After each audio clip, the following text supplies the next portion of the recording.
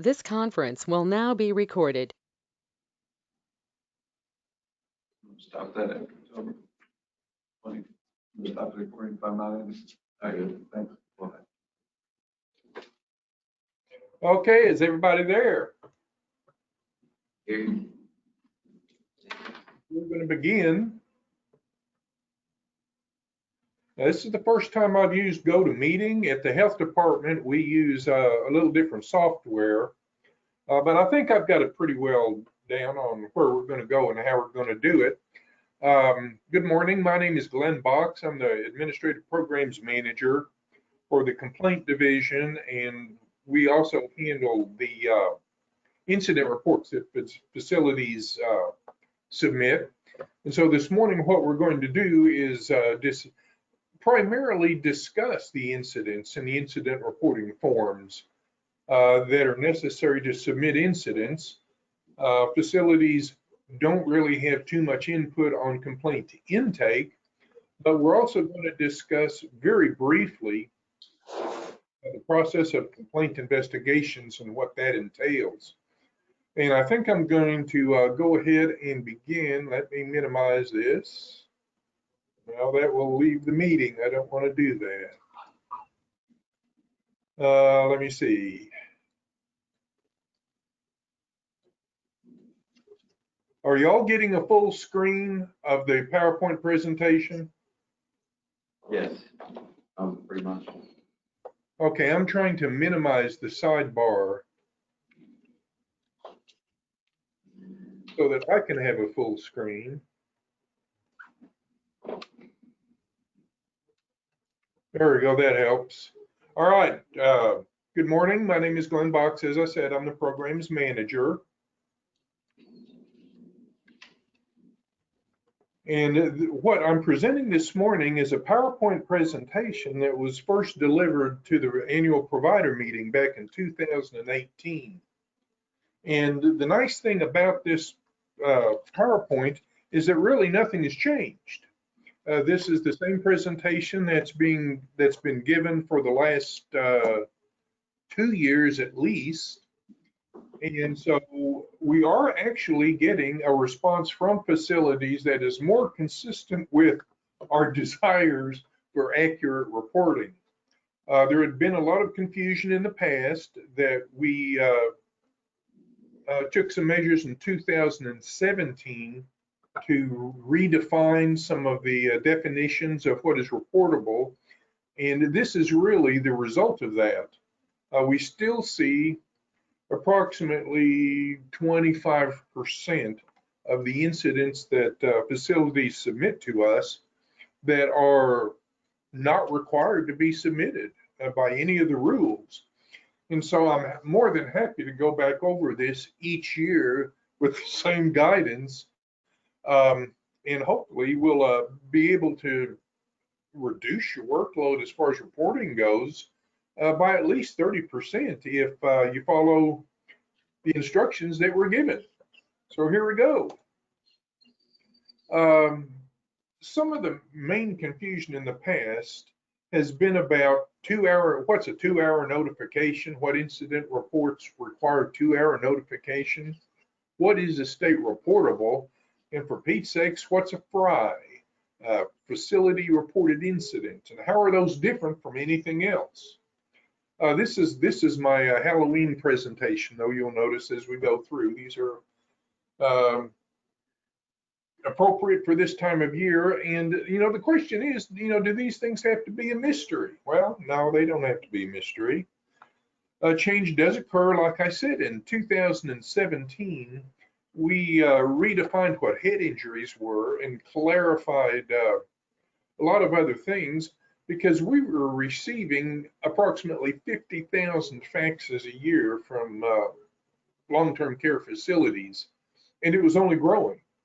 And so once we redefined head injuries, if you'll look at the chart, the numbers involved, you'll notice that there were a whole lot of things getting reported, especially head injuries, that really didn't meet any of the requirements, didn't need to be reported. And so let's go on and look at the form that's actually in question here. This is the OSDH Form 283.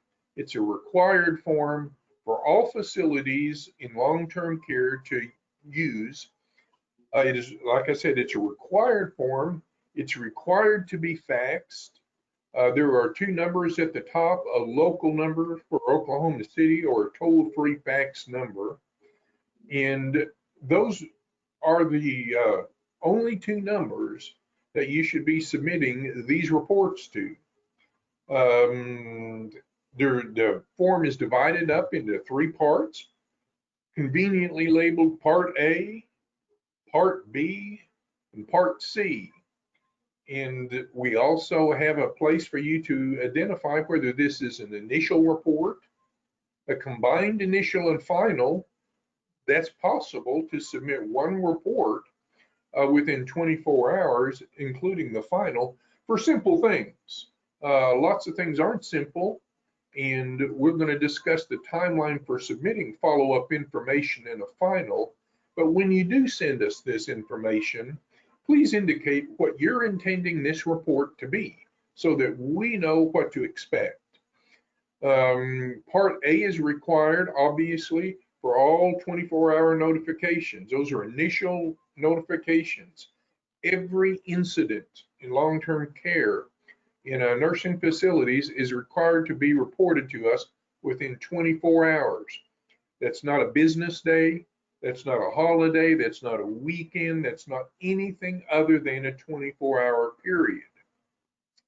That being said, we don't sit with a stopwatch and say, oh, well, you know, it's 24 hours and 30 minutes. The point is that you can't wait 2 days. You can't wait 3 days. You can't wait until you get the final to decide whether you're going to submit this or not. All initial reports that Part A is going to be filled out for are required to be submitted within 24 hours. So getting into Part A, the very first thing that you're going to run into is that we request your facility ID number. The facility ID number is also abbreviated as FAC ID. You'll hear us often say, what's your FAC ID? That is the number that the state health department gives to your facility on your license. It's always going to begin with the letters NH, nursing home. Then it's going to be followed by at least a 4-digit number. If your facility has been decertified and recertified subsequently, and you keep the same facility ID number, then it'll be NH 9999-01 or something similar. It will be more than a 4-digit number. But there are a few facilities that opt for that. So in most circumstances, NH and a 4-digit number is your FAC ID. Do not use your Medicare provider number. That doesn't mean anything to us for this application. Don't use any other number other than the number that appears on your nursing home license. Next is the name of the facility. Kind of required. Please give us the actual name of your facility. Not what the facility used to be called, or its abbreviation or nickname or number in the corporate scheme. It's the name of the facility as it appears on the nursing home license. These are important because we have to abstract all of this information into a database.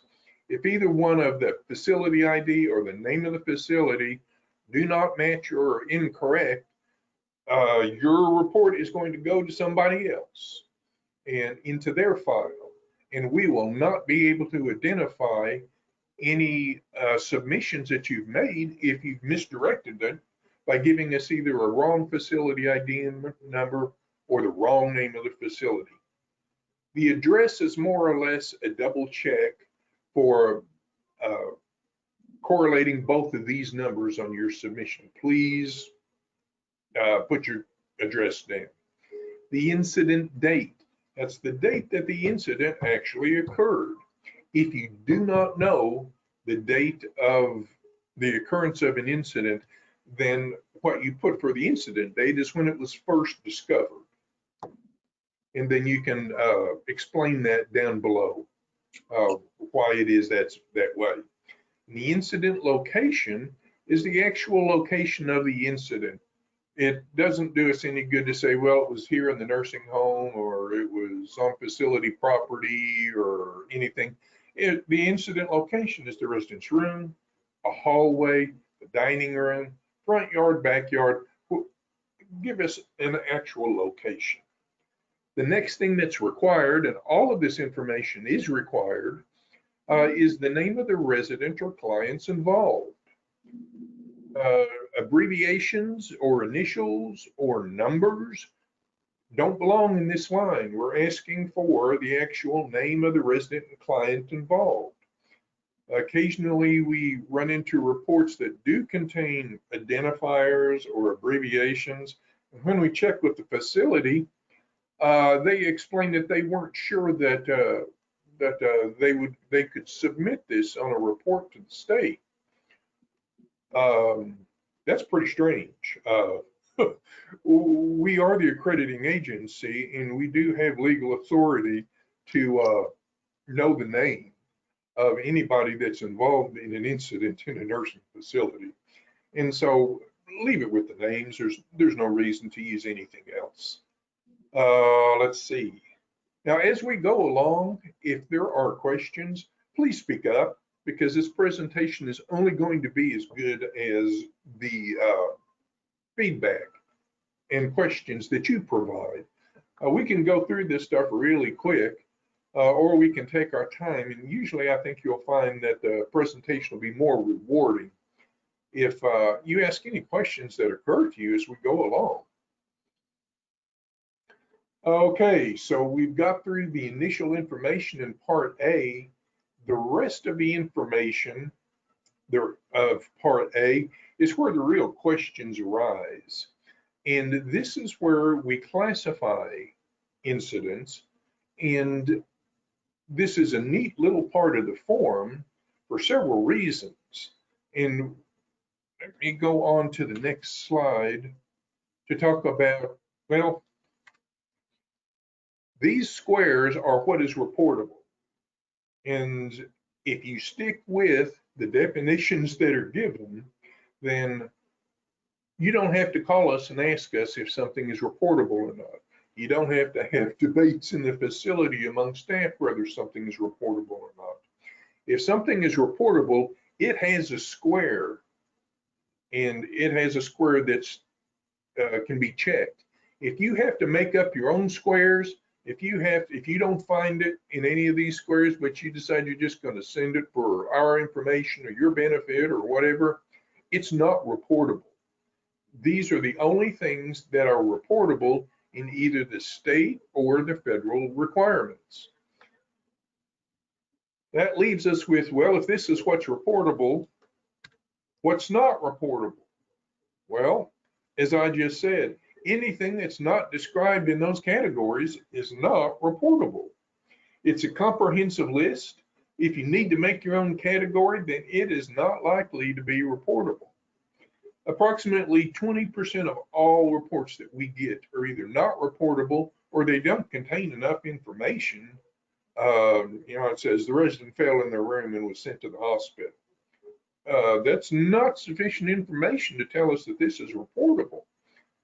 Save yourself some work, and when in doubt, ask. You can call us. If you have a question, we're more than happy to answer questions. What really confuses us is when facilities continue reporting things that aren't reportable. That gets us to wondering. Okay, what is not reportable?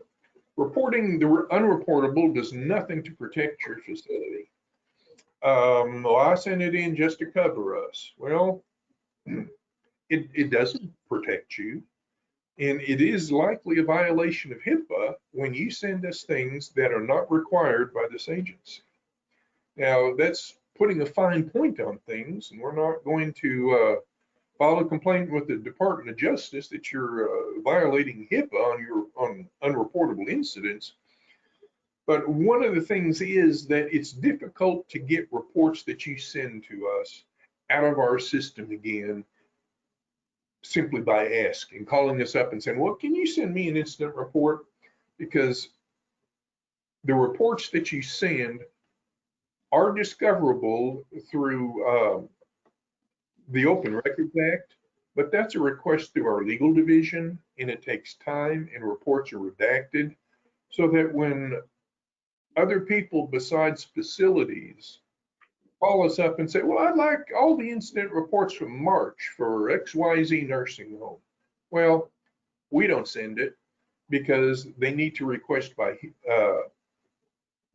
the Open Records Act, and then all the identifiable information is going to be redacted. Protect your records. When you submit stuff that is not reportable, it doesn't fall under the Open Records Act, and it can be released. So be careful. That's really all I have to say. Times are changing, and you really don't want to open your records unnecessarily. And that's all I had to say about that. Now, the nursing facility requirements that are covered back, the requirements for what's reportable in these squares are all specified in licensure. And we're going to go through the licensure requirements that cover each one of those squares. So in general, in the rules, the nursing home rules at 310-675-7-5.1, that's the rule that you're living by. Licensure requires that all incidents are to be transmitted to the OSDH within 24 hours of the incident, and with a final report due within 10 departmental business days. Now, we're going to be talking about things that are reportable through the Nursing Home Care Act and through our rules. And then we're going to be talking about the federally required reports, the facility reported incidents, or FRIs. Those are really two different things, and they have two different timelines. And I'm going to try to go over multiple times the differences between these two. Let's start off with licensure requiring everything to be reported initially within 24 hours of the incident. The federal rules for anything that's federally reportable also says you have to report it within 24 hours of the incident, unless, and that's the next paragraph, all facility reported incidents, federally reported incidents of allegations of abuse and neglect or crimes require a 2-hour initial notification of law enforcement in the OSDH. 2 hours instead of 24 hours. So if you are a certified facility and there is an allegation of abuse and neglect and crimes, don't be fooled by the state requirement of 24. CMS requires allegations of abuse and neglect and crimes within 2 hours. And not only a 2-hour notification of our agency, but a 2-hour notification of law enforcement.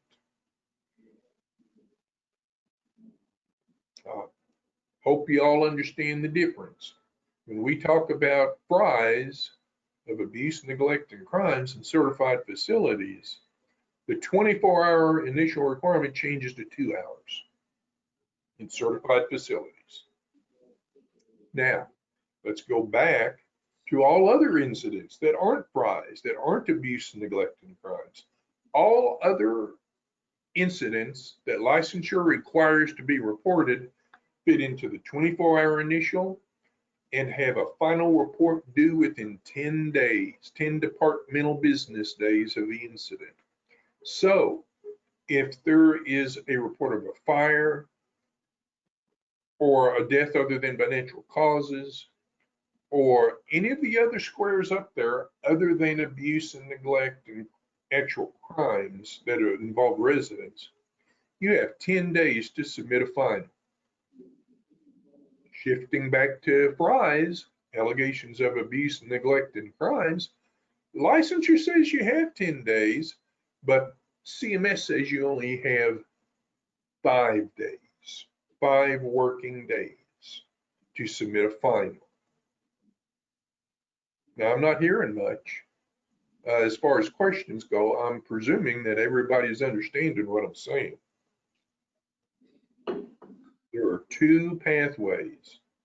One is the state pathway, the other is the federal pathway. There are facilities that are not certified, and so only the state pathway applies. But for everybody else, the vast majority of facilities that are certified, allegations of abuse and neglect and crimes have a 2-hour initial report and a 5 working day final requirement. And we do pay attention to this. Like I said, it's not with the stopwatch as far as the 5 working days goes, but if push comes to shove and something goes south and someone says, well, did that facility do what they needed to do in reporting to law enforcement allegations of abuse or neglect or a crime? Did they report law enforcement within the proper time frame? We're going to look at 2 hours. That's the law. That's what CMS expects. That's what we're required to do.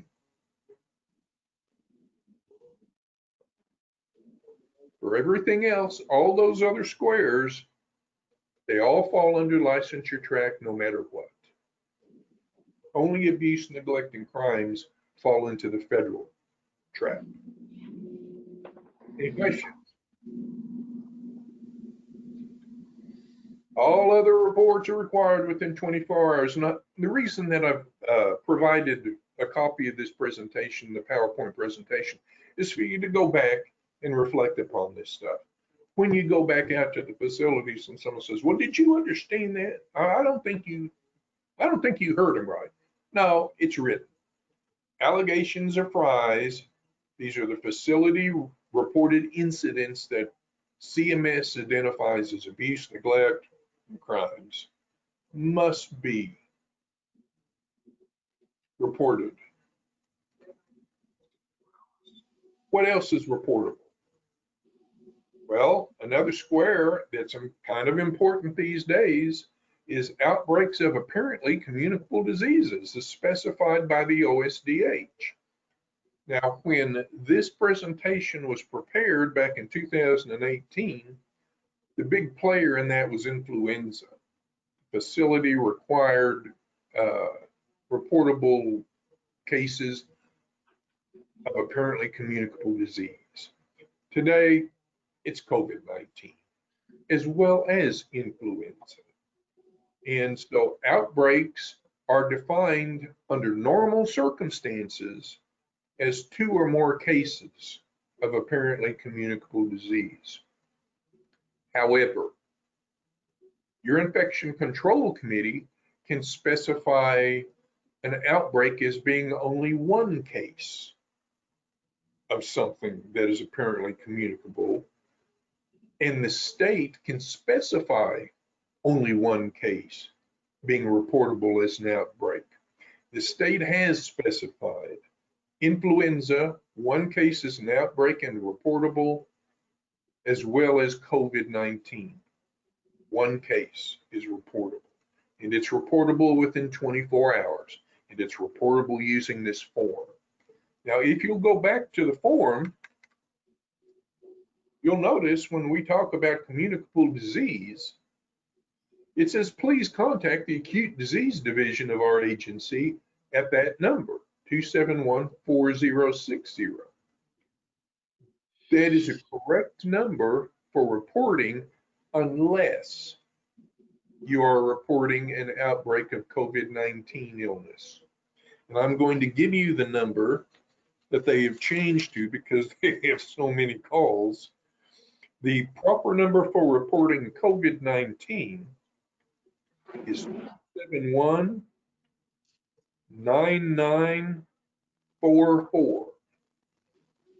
I'm sorry, 9444. There's just 1 9 in that number, 271-9444. and that is going to ask you for an extension, and you will enter extension 57920.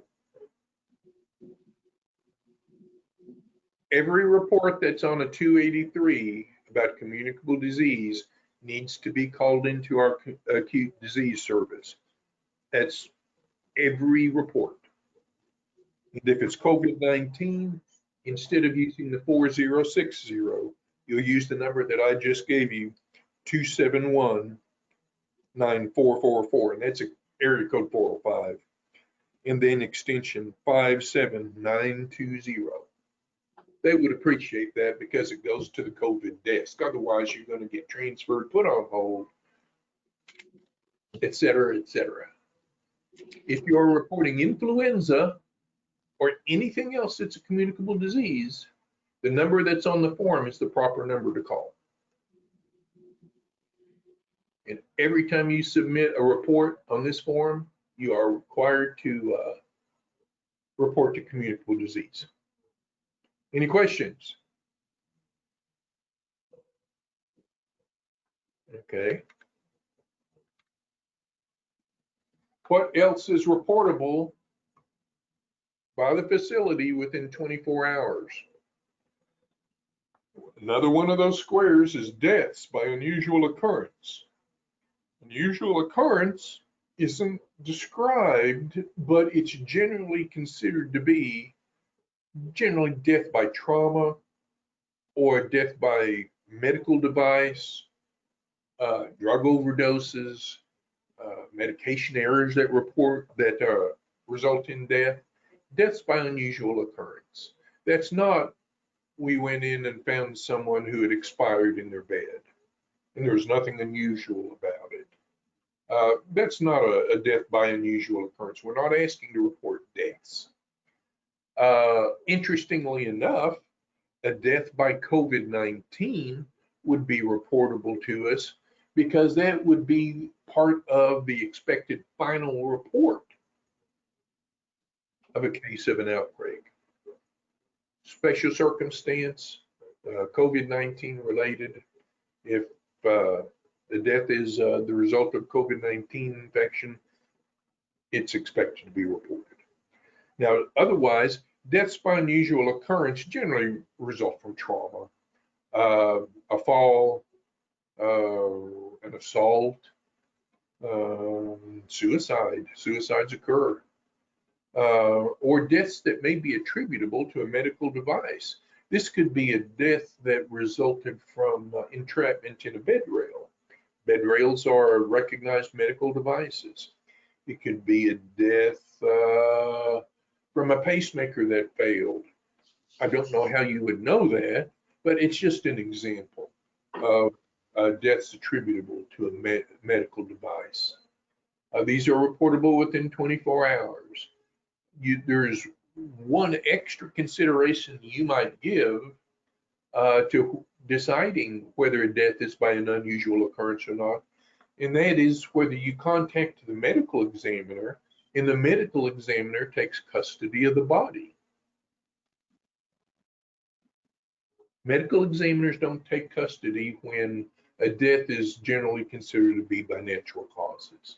And so if the medical examiner takes custody of a body, then you may very well consider reporting that if it may represent a death by an unusual occurrence. Questions? All right. Licensure reporting requirements continued. More boxes on there. The next box that we're going to talk about is missing residents. Missing residents must be reported to the department. If a resident is missing for more than 2 hours, law enforcement must also be notified if the resident is still missing. That doesn't mean that a resident is not missing if you find them within 2 hours.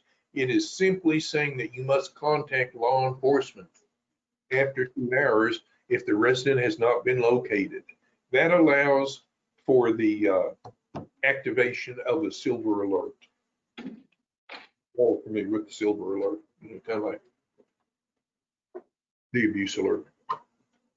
Okay, what is a missing resident? Well, I can give you some guidance. Missing residents are not residents who may walk out on the front porch and then come back in. It's not a miss, well, unless it's 0 degrees outside and they've been out there for 8 hours. A missing resident is generally considered to be, since all residents who are in nursing facilities require 24-hour supervision.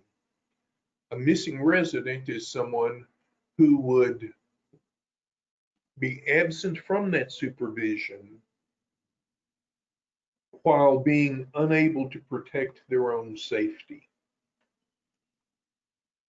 So if there were residents who were to leave with family members, and we're going to presume that it's safe to be with family members, no one knows where they are, they happen to leave with family members, and no one knew it, that is not necessarily a missing resident. They are safe, they are capable of protecting their own safety, and when they come back in, well, you can talk to them about logging in and logging out and all that kind of stuff, but it doesn't mean that they're missing and must be reportable to us. Missing residents would also not include a fully alert and functional resident who leaves the facility and goes to a convenience store down the block to buy a pack of cigarettes or Coke or something and then returns. It's not necessarily missing. Now, if the resident can't protect their safety, meaning they're attempting to cross an 8-lane interstate highway in a wheelchair, or they really don't know where they're at or what time it is or anything else, even if they were able to navigate down to the convenience store and back, that would be a missing resident.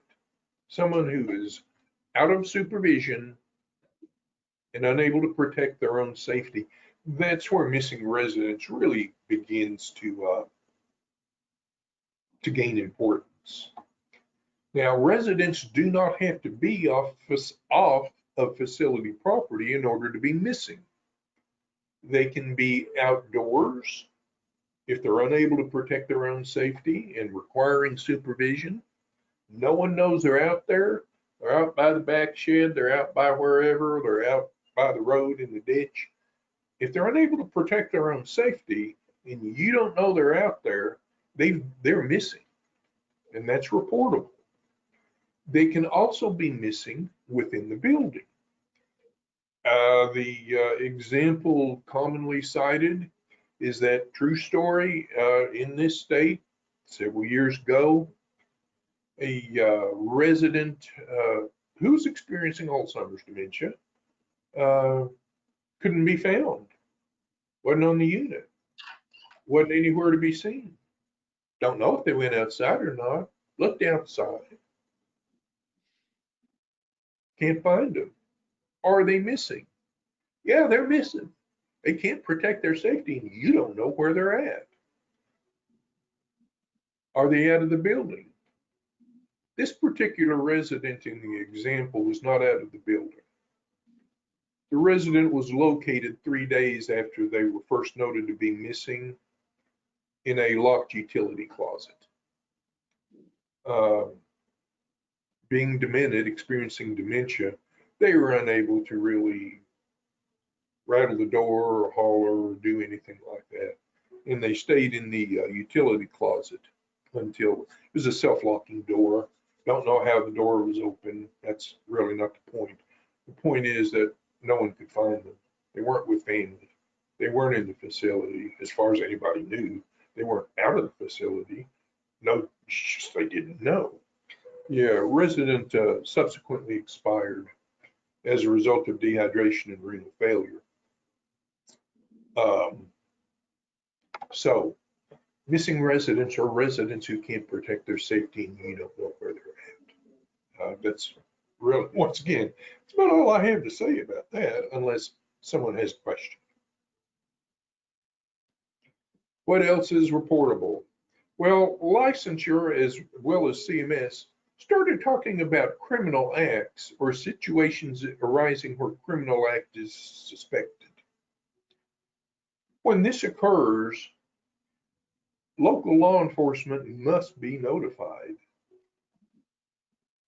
If there's a situation where a criminal act is suspected and serious physical harm has occurred, or it's reasonable to suggest that physical harm has occurred, the report must be made on an immediate basis by all licensed facilities to the health department.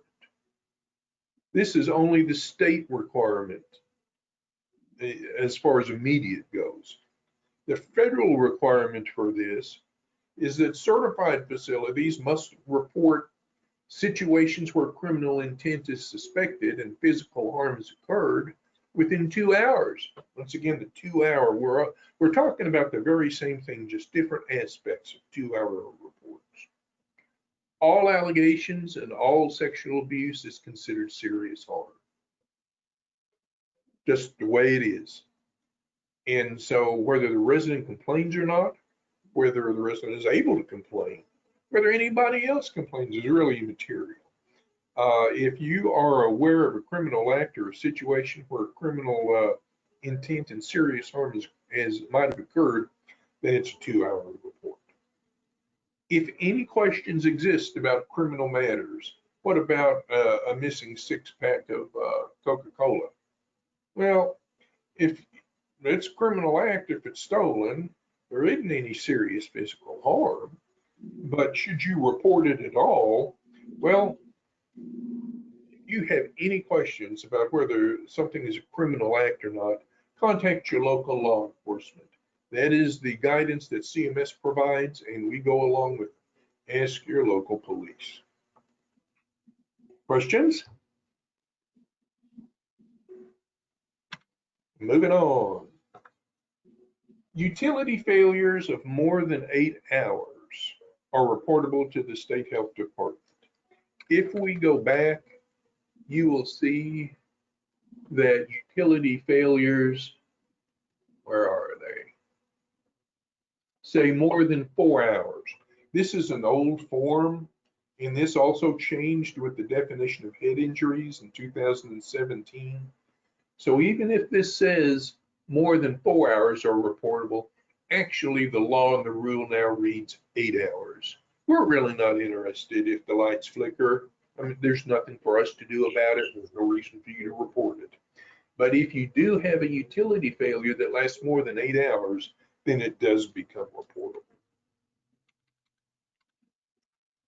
Let's see here. Here we go. It was formerly 4, it's now 8. Now we get to probably the biggest section of all on that form, and that's reporting certain injuries. Let me go back to the form. Certain injuries. And if you look, certain injuries is followed by the site in the Oklahoma Administrative Code. We put that in there so you could read this for yourself. Excuse me. Whenever a question arises as to whether is this injury something that requires reporting to the state health department. There it is, 310-675-7-1, subparagraph I. And what that says is that certain injuries include fractures or any injury require treatment at a hospital.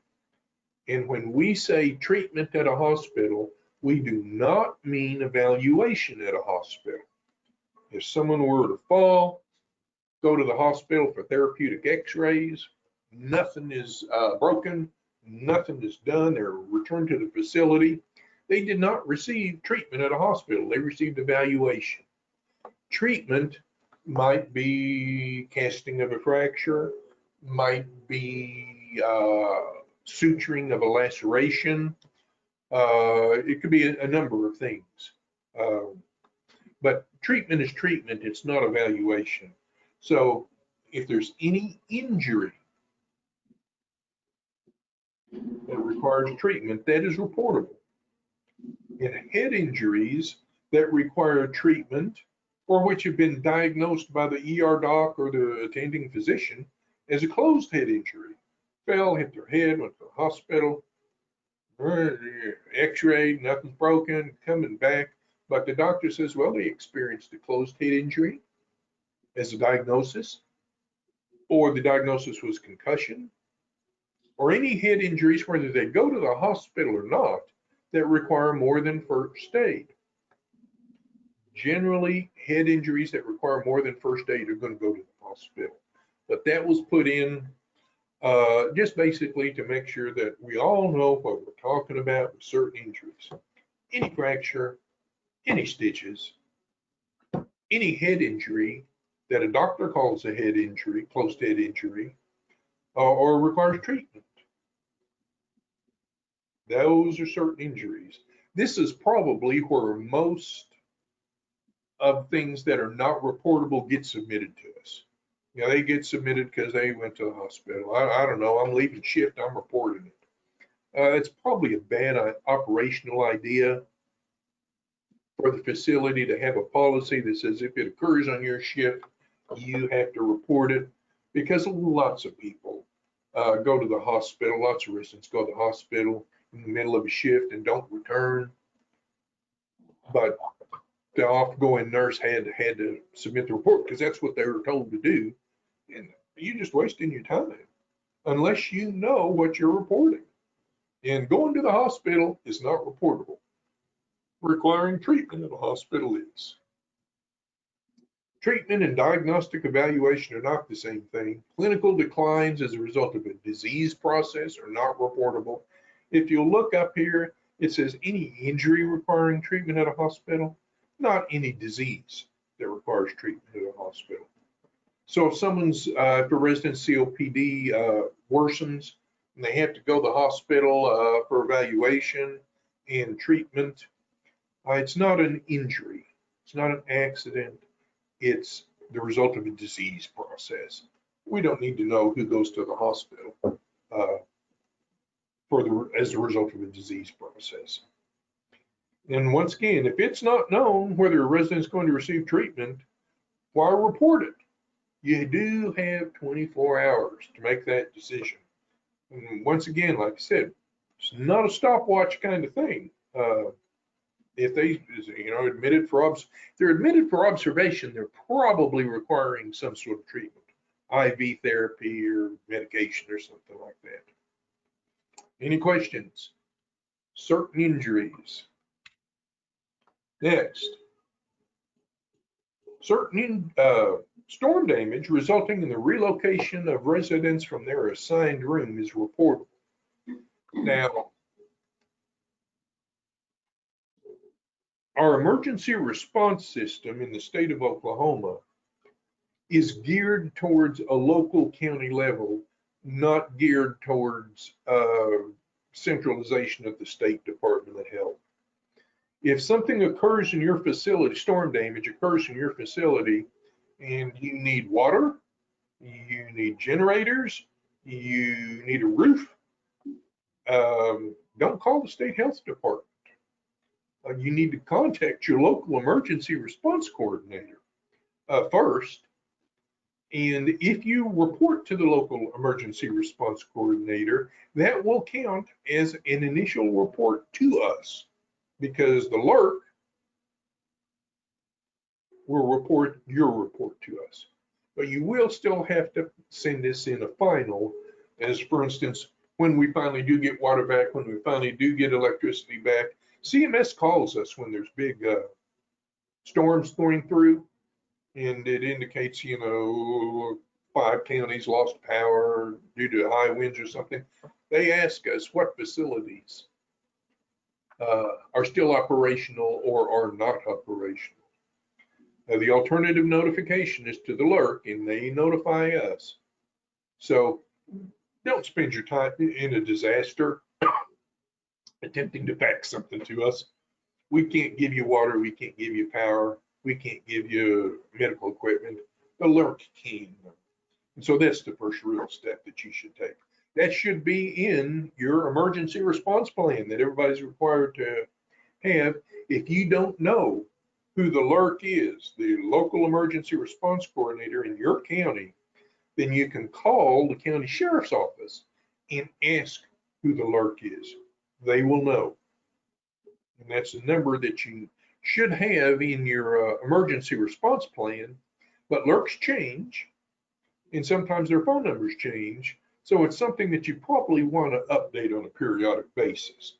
But push comes to shove, the big storm comes through, no power, no water, no gas, no nothing, then call the county sheriff and get the alerts number if you can't reach them. All right? All right. Fires. Fires are reportable.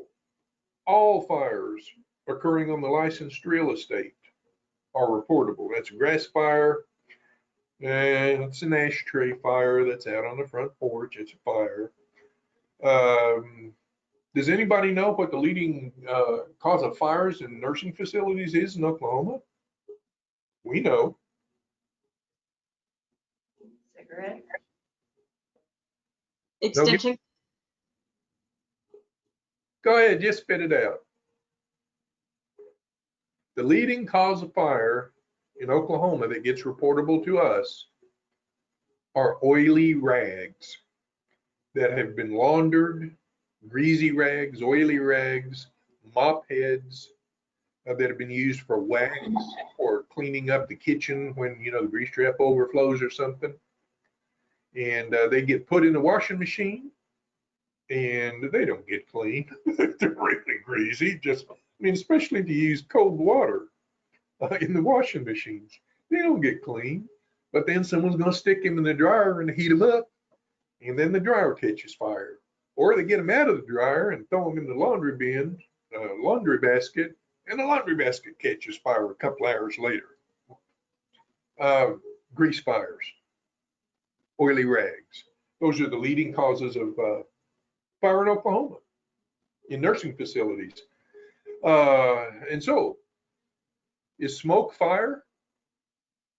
No, smoke's not fire. If you see smoke coming from the vents when you turn on the heater for the first time, it's not necessarily a fire. Now, if the fan belts catch fire and burn, well, that's reportable. But if there's dust burning off the heat exchanger, or, you know, or the fan belts are smoking, but they haven't caught fire yet, those kind of things are not reportable to us. Fire is fire.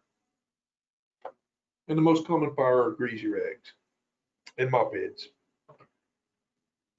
Okay? All right. Here we go. Back to allegations of abuse, neglect, and misappropriation. Now notice that the rule, and it's going to be in both state and federal law and rule, is that what's reportable is the allegation. If someone makes an allegation, that becomes reportable.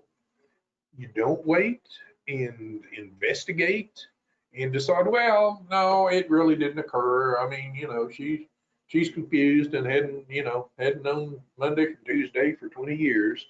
Well, that doesn't excuse you from reporting the incident because an allegation was made. And that's what's reportable. And an allegation can come from anywhere. Staff, family, residents, other residents, visitors. If they make an allegation of abuse, neglect, or misappropriation of a resident's property,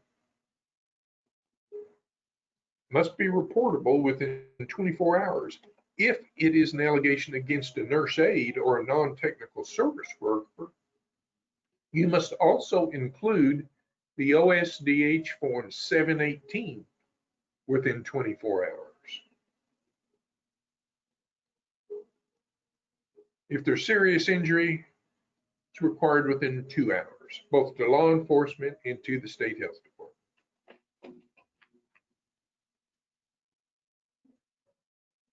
Right? Okay, that's state reporting requirements. I'm going to go back over the federal ones. Keep it clear. FRI is the CMS term for a facility reported incident. That's CMS terminology, facility reported incident. At this point in time, the only FRIs are abuse, neglect, mistreatment, misappropriation, and COVID-19 outbreaks. That's probably going to disappear when the pandemic finally burns itself out. But for now, reporting outbreaks of COVID-19 is a federally reportable incident. If you don't report it to us and we come out, you'll hear about it. They'll cite it. We're told to cite it. And so, once again, going back over the federally reportable requirement of 2 hours, facility must ensure the reporting of crimes occurring in the facility to law enforcement within 2 hours if serious bodily injury results, including reasonable suspicions of a crime against any resident. If no serious bodily injury is involved, the crime or allegation must be reported to the same agencies within 24 hours. That basically allows you, you don't have to report a missing 6-pack of Coke within 2 hours. All sexual abuse will be considered serious bodily injury, even if it's just touching, groping, kissing. All of it is considered serious bodily injury by definition. There's no way around it. There's no, well, but I call it,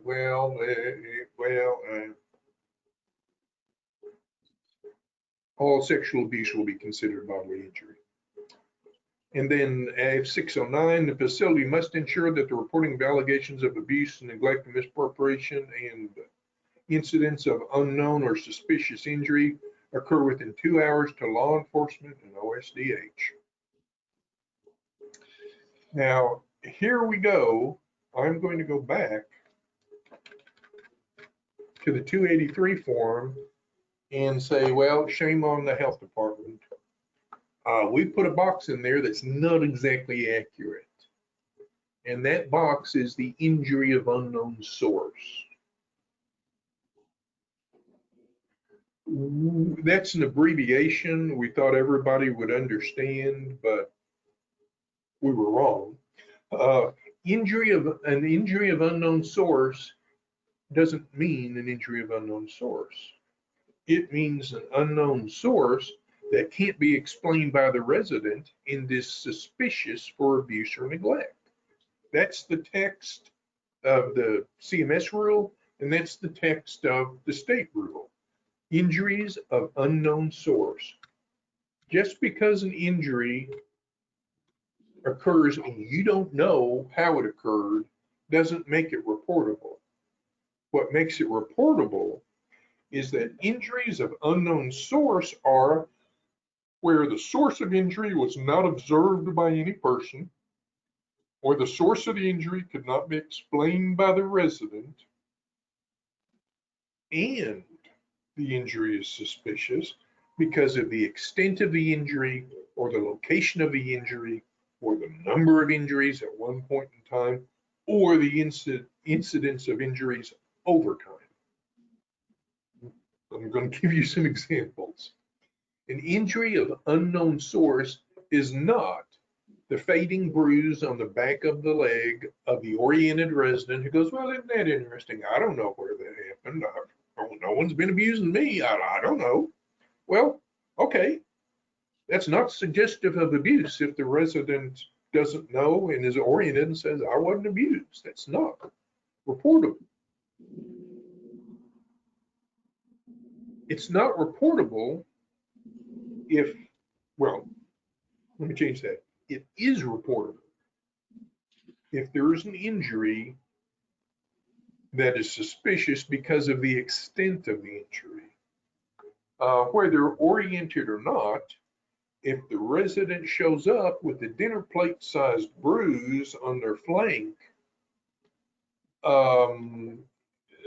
whether they can explain it or not, well, if they have a good explanation for it, that's one thing. But if they can't explain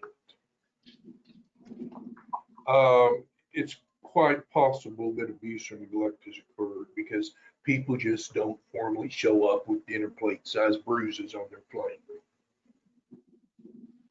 That's the extent of the injury. Or a fracture.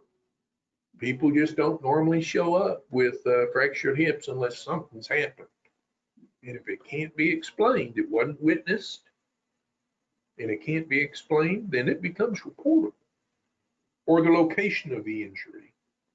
Bruisings, lacerations, and other injuries to the genitalia or breasts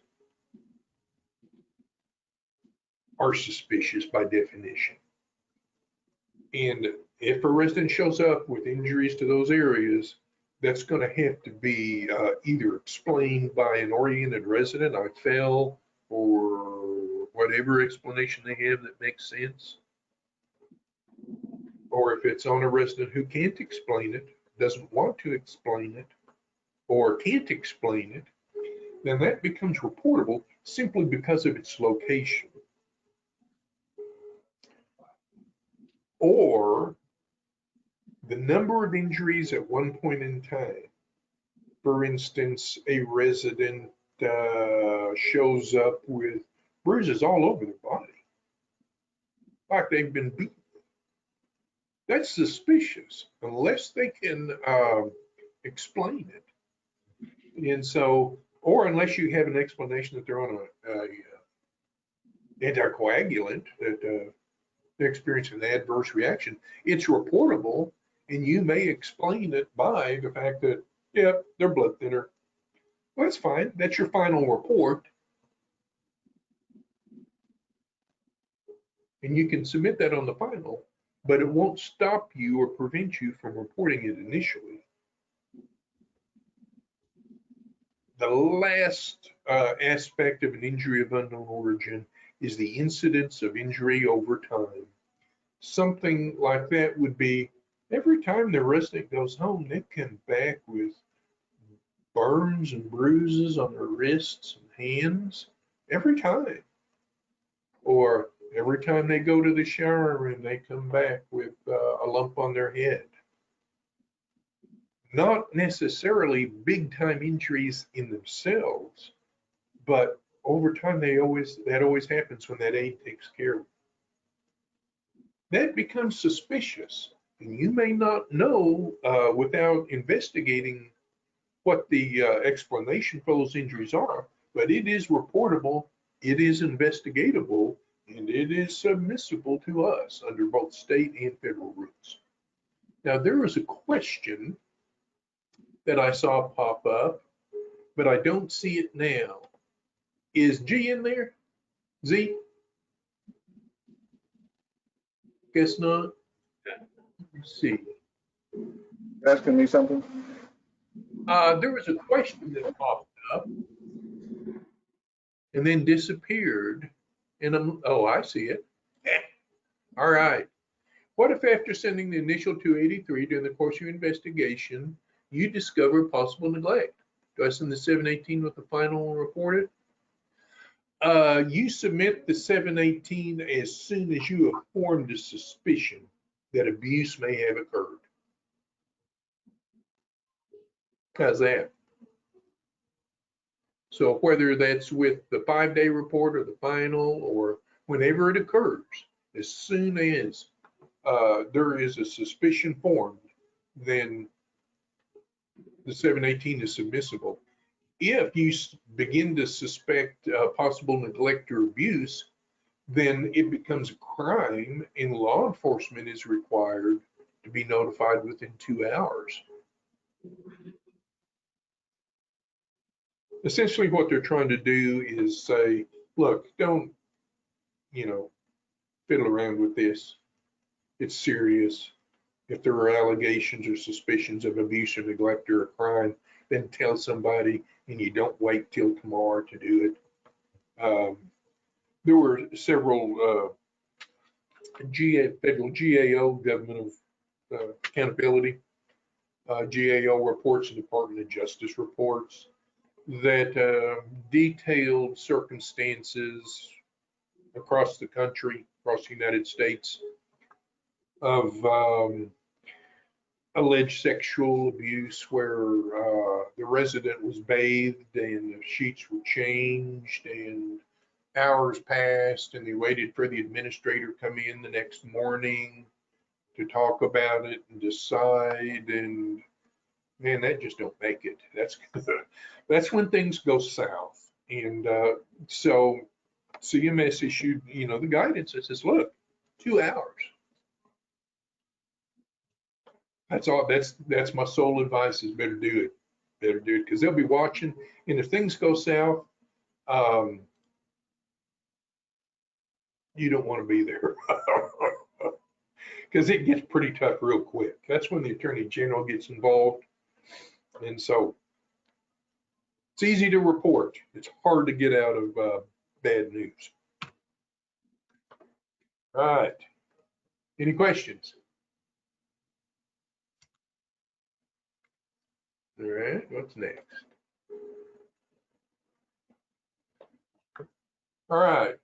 We've talked about what's reportable to the state health department, what incidents are reportable. Licensure also talks about other incident reports that the facility is required to make, but they involve internal issues. These internal issues are not submissible to us. And so remember how I quoted OAC 310-675-7-5 and 10.1? Well, look at this. This is 12.1. This is where it talks about things that incident reports that you have to do internally, but don't involve us. An incident is any accident or unusual occurrence where injury may have occurred. Well, that can be a scratch, that can be a scrape, that can be a bump, that can be a bruise, but it doesn't include things that go to the hospital for treatment. Now, this can include an injury to the head, but it's not an injury to the head that requires going to the hospital. It can involve a medication error. Are medication errors reportable to us? Not necessarily. Medication errors can occur that don't rise to the level of neglect and that don't involve a resident outcome that requires treatment at a hospital. It can, an internal incident can involve treatment errors, you forgot to do this or didn't do that, or been subject to reporting requirements.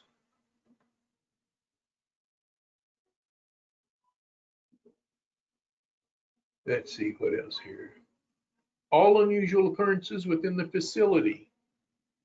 Internal incident reports are on the premises affecting residents and incidents within the facility on the premises affecting visitors or employees. We don't need to hear about those things. You're required to have internal incident reports. That's what your QA committee is required to review. But if they don't meet the certain injury definition, or it's not a fire, or it's not suspected crime, then these are all internal. These are all internal. Don't confuse what's reportable, submissible to us, with what's not submissible. That's really all that's all we need to go. None of those things need to be reported. Only the stuff at 310-675-7-5.1. You'll notice I keep referring to that number. It's because I encourage you to have a book and look at that number. It's also available online. Okay. Now, the facility is required to maintain incident report records on site. That's incident reports for everything, whether it's submissible or non-submissible. You're required to keep them. The OSDH is not a source for records that can't be located during your survey. And what this is referring to is every once in a while I'll get a report from a facility administrator.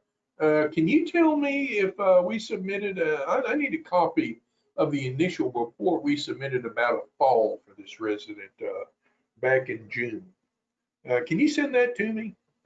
And People seem surprised when I say, no, I can't send that to you. Remember, your reports are protected and it requires a Freedom of Information request, even if you're the one that submitted it. I'm not going to send it to you. I can't send it to you. And remember, even if I did send it to you, it would not protect you from a deficiency that you didn't preserve your own records. It's not gonna help that because you didn't. Now, if you're worried about, well, we didn't report, the surveyors are saying we didn't report this fall with fractured hip, and I need that report from June. Well, I tell you, 99 times out of 100, when I look just to see if we've got one, the answer is no, we don't. You didn't report it. But calling me or calling us to get a copy during the survey is not going to help you. And unfortunately, we're going to tell you no, we can't provide it to you. Now, the surveyors can obtain it. And they're never going to write a deficiency without checking first with me or with someone in my office as to whether we actually do have it. Because if we do have it, you reported it, and they're not going to cite you for not reporting. They may cite you for not maintaining your records, but that's a whole different situation than not reporting. Now, the OSDH Form 283 used to be the form that you had to use for your internal incident reports. You had to put everything, whether it's sent to us or not, on a 283. That's no longer required. You can use your own quality assurance documents for internal use only. It's my opinion, and it's purely my opinion, that I would probably stick with the 283. But if you have some kind of, proprietary form or some kind of corporate form, you can use that. You used to not be able to, but you can now. The only time the 283 is required is if you're going to submit it to us. Yeah. Residential care. Anybody want to go through residential care? Don't look at this because it's confusing. If you're not going to do residential care, don't look at this form. Hear and know and speak up. We're going to go on. Assisted living, same thing. If you're not going to be an assisted living administrator, don't look at this because it's different. Adult daycare. Even if you're not going to be an adult daycare administrator, just interesting. The only thing that's reportable in adult daycare is fire. That's just a curious thing I've always thought was interesting. Even allegations of abuse or neglect in adult daycare have to be reported to DHS. There is no law that says they have to report them to the health department. Interesting fact. There's a whole world out there. There's always questions. I can't cover every conceivable circumstance that might occur in your facility, but hopefully I've given you the tools to see what is different and to make your own decisions based on reporting. If you have questions, you can call us. That's the Halloween survey team right there. The Oklahoma State Department of Health, for the time being, we're going to be moving to a different building in about 2 weeks. So, and our phone number is definitely going to change. So even the acute disease number is going to change in a couple of weeks. We will send this out to facilities, the notification and the changes and stuff. But for right now, if you have any questions about what's reportable, then 405-271-6868, and you ask to speak to any of the coordinators or someone in complaints. Usually if you have a reporting issue, ask for someone in complaints. Is usually the best idea. Let's see. It gets complex, and if someone asks what this means, I'll explain it. But otherwise, that's pretty well it for incidents. The only thing left is a discussion of complaints. Yes, I can. The number for reporting COVID is area code 405-271-9444, extension 57920. Now, calling that number is in addition to submitting the 283, submitting something by fax. Because what calling that number does, and the reason that people ask that you call it, is because it connects you with one of our epidemiologists, and you get a free infectious disease consult. If you have questions or something like that, then they're going to be able to help you or direct you to the right source. It's probably the most efficient thing, and it's really helpful, COVID or not. If you have something going on in the building that if you have something going on in the building and no one really knows what to do or how to do it, or the infection control practitioner or physician wants to go in one direction, but you're not quite sure that's the direction to go in, call up and talk to our epidemiologists. They'll have the horsepower to basically say, no, the right way is XYZ, not CYX. Okay, now there were questions. Let's go through the questions. Okay, I got the COVID. If we have a fall with a suspected fracture, we are okay to wait the 24 hours to report. Oh, absolutely. Absolutely. Because, really you have to get down and get clinical on this and get kind of cold. The rule is you report not suspected fractures, but fractures. There's lots of folks that go to the ER and it sure looked like they broke their leg, but when they come back, it's not broke. Sure look like it though. You have 24 hours to report any of the anything under certain injuries. You have 24 hours to report because you have to know, and it takes time sometimes. They might go at 2 o'clock in the morning and not get back till 10 o'clock the next morning, and turns out that nothing was broken. They really didn't receive any treatment. They just spent a nice long time on a carrier in the ER. I think my facility is over-reporting, and I can't convince them of this. Well, I can tell you if, let's see, I'm going to give you a telephone number. The telephone number is 271-9444 in extension 57223. That goes to my desk, and I can look within about 60 seconds of you calling and tell you how many other, that's what we call the non-reportables. I can tell you how many others that your facility has submitted within the last month, 6 months, year. If you'll call that after we're all done here, at any time really. I pick up the phone if I'm here, and like I said, it's not a big deal for me to tell you. And you can go armed with that, or you can go armed simply with the PowerPoint presentation, or you can go armed with the citations, the OAC 310-675-7. You can go with those. Those are the definitions, and no one else gets to make their own definitions.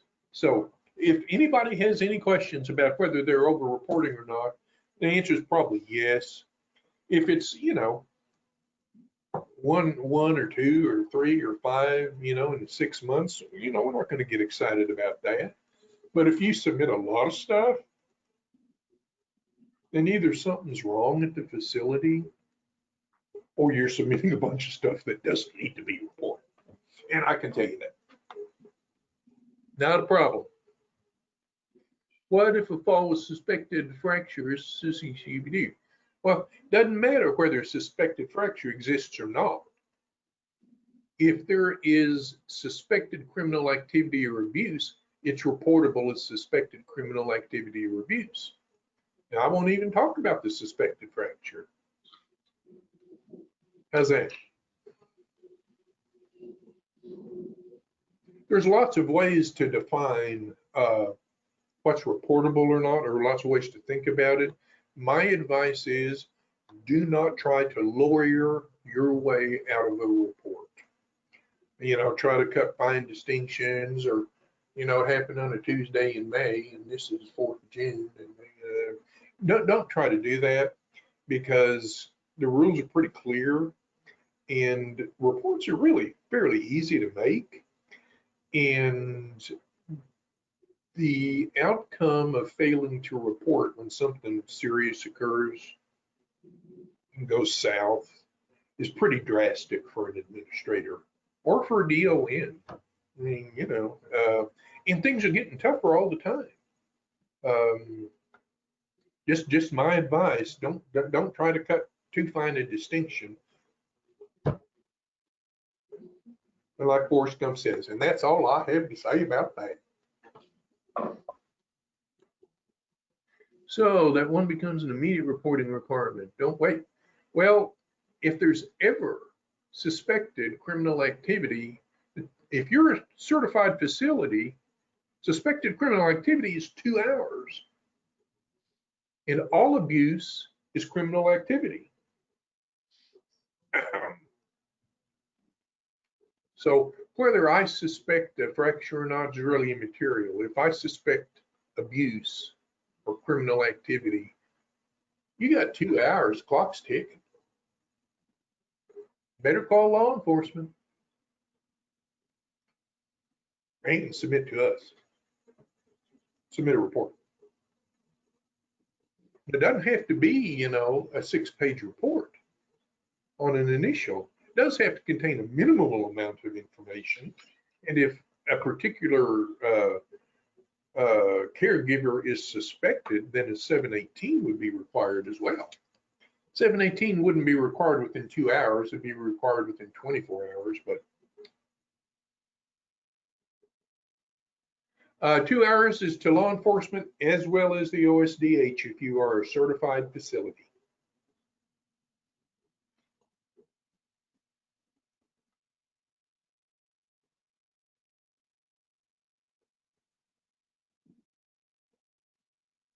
No, you don't have to. No. The 718, you know, if you look at, you know, the titles of the forms, these are all allegations of abuse or neglect.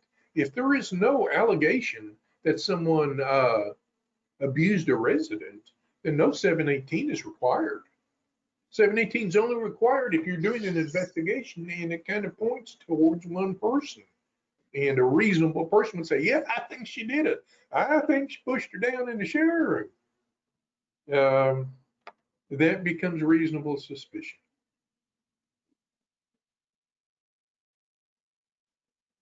If there is no allegation, what are you investigating? Well, if there is no allegation, then you would be looking at least an internal report of a fall or an injury. If that fall or injury resulted in treatment at a hospital, you would be investigating a certain injury that required treatment at a hospital.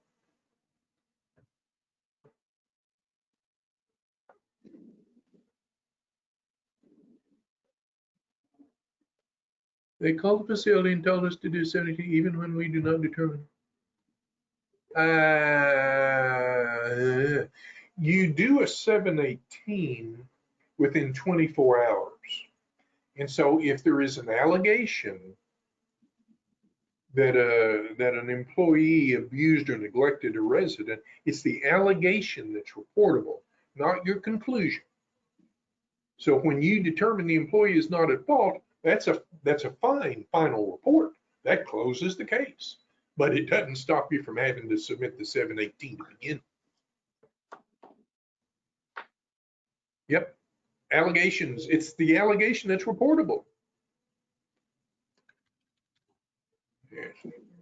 Where'd that PowerPoint go? Man, goodness.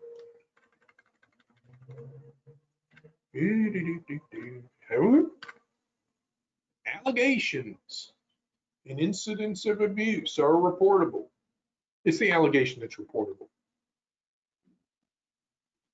It's what makes it that way. The reason that they wrote it that way, that the allegation is reportable,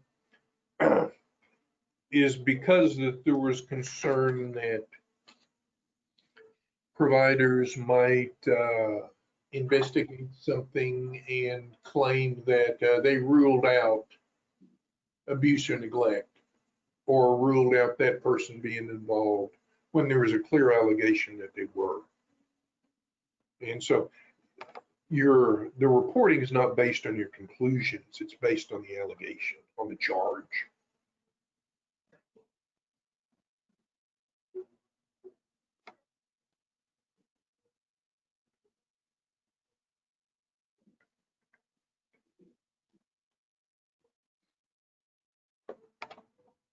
They're getting pretty serious about stuff like this. COVID interrupted a pretty substantial push from CMS regarding abuse and neglect. And they're still pursuing that course. It's just taking a back seat right now to COVID-19. But don't fool yourself. They're looking at it hard, and so is State Attorney General.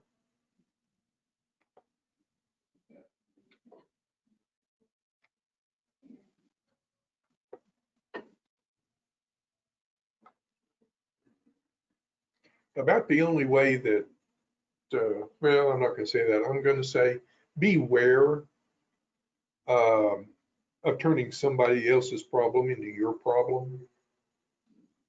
Oh, I don't want to report that nurse aide because she's working so hard and has kids and needs the job and is related to the, the charge nurse, on evenings. And I think she was just, being harsh or treating her roughly. That's not abuse or neglect.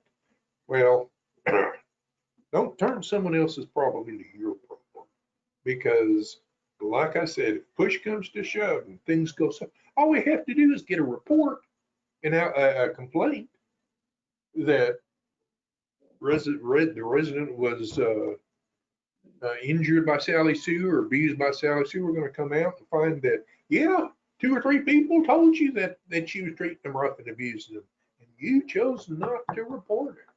Well, who are we citing? Besides the facility, you get one yourself. And then Z gets to handle it.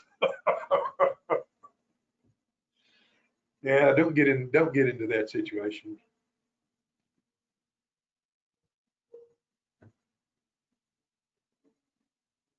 I know it's tempting.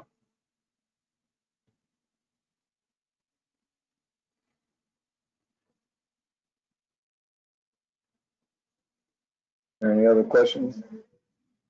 Did we ever cover complaints? I don't think we ever covered complaints.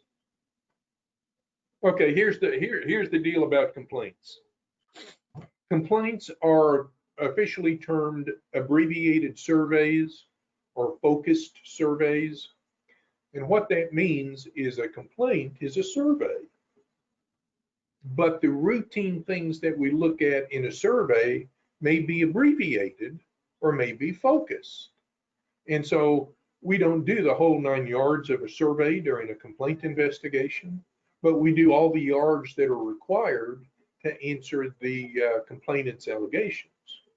So they're surveyors, they're going to do the forms, they're going to take a sample, they're going to, investigate and go wherever their investigation takes them. So complaints don't differ from a standard survey in that respect. They can result in deficiencies. They can result in immediate jeopardy citations. They can result in directive plans of correction. They can do everything that a standard survey can do. Now, the one thing that is commonly asked during complaint investigations or an abbreviated survey is, well, who told you this, or how'd you, what's the identity of the complainant? They are not going to tell you the identity of the complainant. That is protected by law. It's not going to happen. And besides, about half of our complaints are made on an anonymous basis. That is that the complainant has requested anonymity, and we have scrubbed all identifying information about that person from the intake. All complaints are done confidentially, which means we're not going to tell you anything about anybody that made the complaint, no matter what. And of course, if they're anonymous, then there is nothing to tell you anyway. Complaint investigators generally consist of 1 or 2 persons. They will often leave your facility following the exit and go someplace else, like a hospital or another facility or something, in order to complete the investigation. They will go where they need to go. Most of the time, they will be able to complete the investigation while they're there, but they may not be able to complete it if there's other places to go or other things to see. So sometimes they will not be able to conduct a complete exit. You will get a copy of the complaint investigation and any statement of deficient 2567, and whether it contains deficient practices or not, you're going to get one, and you have to post it along with your surveys. And that's about it. Complaints can involve any of the tags, any of them. And there's just really not a whole lot to say about a complaint investigation, unless you have questions.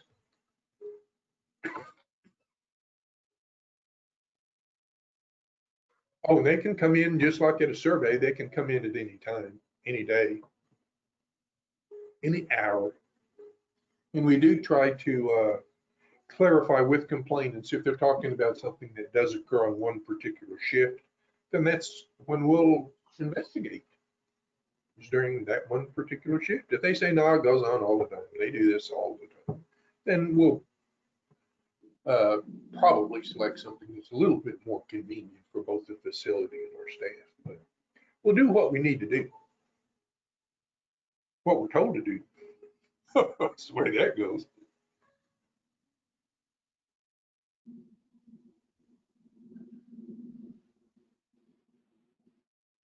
Are you pretty much done, Glenn? All quiet on the fire line. That's pretty well it for me. If anybody doesn't have any more questions, I guess you're done then. Well, appreciate it. Thank Well, you. I appreciate you asking questions. Thank you all.